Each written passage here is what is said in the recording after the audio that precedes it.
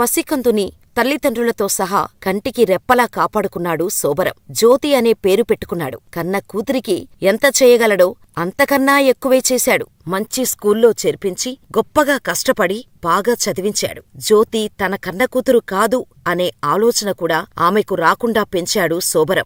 అందరూ జ్యోతిని, ఆమె తెలివిని చూసి అసూయతో స్కూల్లో, వీధుల్లో కూరగాయలు అమ్మేవాడి కూతురు చెత్తకుప్పలో దొరికింది అంటూ నానా రకాలుగా వేధించేవారు. కాని అవేమీ తను పట్టించుకోలేదు. తండ్రి శోభరమే తన సర్వస్వం అనుకుంది. నిజానికి శోభరం తన తల్లిదండ్రులను చూసుకోటానికే రోజంతా పనిచేయాల్సి వచ్చింది. దానికి తోడు పసిపాప. తల్లిదండ్రుల ఆలనా పాలనా చూసుకుంటూనే జ్యోతిని కూరగాయలు అమ్మటానికి తన వెంట భుజాన కట్టుకుని తీసుకుని వెళ్లి వచ్చేవాడు.